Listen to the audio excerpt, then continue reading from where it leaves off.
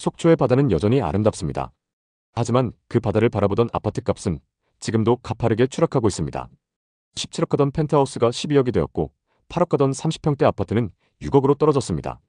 불과 2, 3년 사이에 수억씩 하락한 도시, 그곳이 바로 강원도 속초입니다. 한때 속초는 부동산 투자자들이 선호하는 도시였습니다. 바다가 보이면 무조건 오를 거라 믿었고 세컨하우스의 성지, 강원도의 강남이라는 말까지 돌았습니다. 하지만 지금 속초의 분위기는 전혀 다릅니다. 부동산 카페와 중개업소엔 팔리지 않는다, 매수자가 없다, 이런 말이 일상처럼 오가고 있습니다. 속초시 동명동에 위치한 초고층 아파트 디오션자에는 그 대표적인 단지입니다. 2022년 2월 전용 57평 펜트하우스가 17억 4천만 원에 거래되며 강원도 최고가를 기록했습니다. 바로 그 시절 속초의 분양사무실들은 북적였습니다. 서울에서 몰려온 투자자들이 바다를 바라보며 이렇게 말하곤 했습니다. 이제 속초도 서울 따라간다. 앞으로 이만한 곳이 또 있을까? 하지만 1년 후인 2023년 봄 같은 평형의 거래가는 12억대로 추락했습니다. 5억이 사라졌고 그 뒤로는 거래 자체가 멈췄습니다. 지금 호가는 여전히 15억을 부르고 있지만 실제로 사겠다는 사람은 없습니다. 현지 중개업소에서도 거래하려면 더 밑으로 내려야 한다고 말합니다. 불과 몇 년 전 꿈의 집이라 불리던 펜트하우스가 이제는 누가 받아줄까를 걱정해야 하는 처지가 된 겁니다. 30평대의 하락폭도 만만치 않습니다. 속초시 중앙동의 힐스테이트 속초센트럴은 2022년 초 33평이 8억 넘게 거래됐습니다. 속초 시민이라면 평생 그 정도 집값은 상상하기 힘들었을 겁니다. 하지만 지금은 5억대에 거래됩니다. 30% 이상 폭락했습니다. 그 옆에 양운의 안의 오션스카이, 롯데캐슬 인더스카이 등도 상황이 비슷합니다. 고점 당시 6, 7억에 거래되던 30평대 아파트들이 지금은 3, 4억대의 매물로 나옵니다. 그야말로 속초 전역이 하얀 곡선을 그리고 있습니다. 그렇다면 왜 이렇게 급격한 추락이 일어난 걸까요? 첫 번째 이유는 외지인 투자자들의 이탈입니다. 2020년에서 2022년 속초 부동산 거래의 절반 가까이가 서울과 수도권 투자자들의 몫이었습니다. 그들은 바다 조망이 보이는 아파트를 세컨하우스로 사거나 지금 사두면 몇 년 안에 2배가 된다는 말을 믿고 뛰어들었습니다. 하지만 금리가 오르고 시장이 식자 더 이상 받아줄 사람이 없었습니다. 지역민들의 실수요가 뒷받침되지 못하자 시장은 곧장 식어버렸습니다. 지금 속초에서 거래되는 물건 중 상당수는 외지인 소유였던 집들이며 대부분이 손해를 감수하고 매도에 나서고 있습니다. 두 번째 이유는 공급 과잉입니다. 당시 속초에는 부동산 개발사들이 줄지어 몰려들었습니다. 바다만 보이면 팔린다는 확신 아래 조망이 나오는 땅이라면 가격을 불문하고 사들였습니다. 그 결과 속초의 일부 땅값은 서울보다 비싸다는 말까지 나왔습니다. 실제 시세라기보다는 시행사들끼리 부르는 대로 사는 투기적 경쟁이 벌어졌던 겁니다. 문제는 그렇게 비싼 땅 위에 지은 아파트들이 지금은 분양조차 제대로 안 된다는 겁니다. 2025년 초까지 속초는 국토교통부가 지정한 미분양 관리지역이었습니다. 미분양 아파트 수는 올해 초 기준 약 1000세대를 넘었고 1년 전보다 급격히 늘었습니다. 공급이 많고 수요가 줄면 결과는 하나입니다. 바로 가격 하락이죠. 게다가 이미 착공에 들어간 신규 단지들도 많습니다. 속초에는 현재 2000세대가 넘는 신규 주택 공급이 예정되어 있습니다. 수요가 한정된 지역에서 이 물량을 모두 흡수하기란 불가능에 가깝습니다.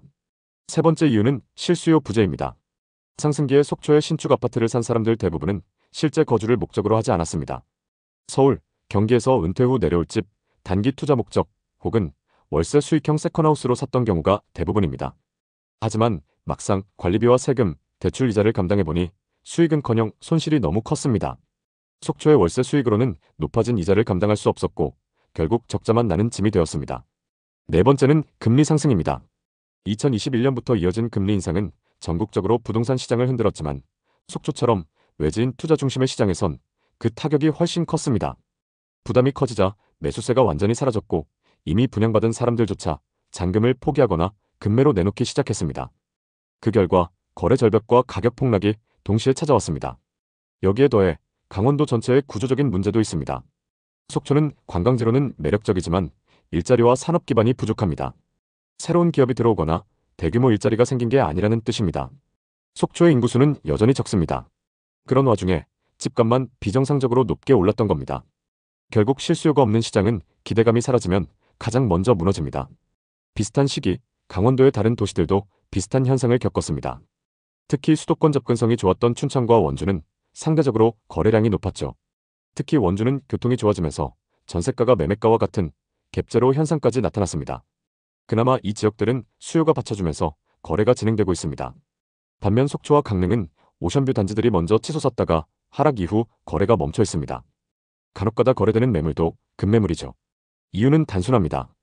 바다 조망이라는 메리트만 있었을 뿐 그걸 뒷받침할 산업과 인구가 없었기 때문입니다. 그럼 지금은 어떻게 해야 할까요? 먼저 단기 차익을 노리는 투자는 피해야 합니다.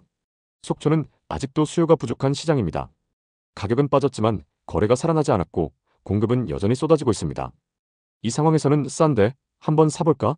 이런 생각이 가장 위험합니다. 싼 이유는 있습니다. 그건 그 가격에도 수요가 없기 때문입니다. 하지만 실거주나 세컨하우스 용도라면 다르게 접근할 수 있습니다. 속초의 전세 시장은 다소 안정되어 있습니다.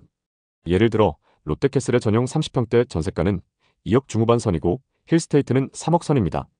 이 정도면 2년 동안 직접 살아보며 속초 생활을 체험할 수 있는 수준입니다. 실제로 살아보면 바다를 보며 느끼는 행복도 있지만 겨울철의 강풍과 관광 시즌의 소음 같은 현실적인 불편함도 있습니다.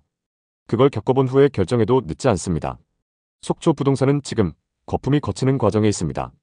그 과정을 나쁘다고만 볼 게 아니라 정상화라고 봐야 합니다. 지금의 하락은 도시가 제 가치를 찾아가는 과정이기도 합니다. 바다가 보인다고 해서 모두 비싸야 하는 건 아닙니다. 이제는 위치, 인프라, 생활환경, 그리고 실제 수요가 가치를 결정하는 시대가 됐습니다. 앞으로 속초가 다시 살아나려면 휴양도시 이상의 매력을 보여줘야 합니다. 숙박형 오피스텔이나 레지던스 중심 개발이 아니라 실제 거주와 생활이 가능한 주거 중심 도시로 변해야 합니다. 병원, 학교, 교통, 상권 같은 기본 인프라가 안정돼야 은퇴자와 젊은 세대가 함께 머물 수 있는 도시로 성장할 수 있습니다. 속초의 하락은 단순한 조정이 아닙니다. 한 시대의 열광이 식고 기대가 현실로 돌아온 결과입니다. 한때는 무조건 오른다고 말하던 도시가 이제는 살 사람이 없는 도시가 됐습니다. 하지만 그렇다고 끝은 아닙니다. 이제 속초는 새로운 시작선에 서 있습니다. 이제 실제 가치로 증명해야 합니다. 그게 속초 부동산이 앞으로 풀어야 할 과제입니다.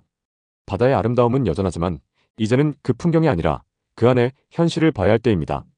속초의 부동산 시장이 앞으로 어떻게 변화할지 지켜보시면 좋을 것 같습니다. 오늘도 끝까지 시청해주셔서 감사합니다.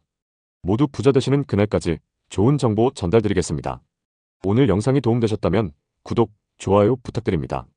감사합니다.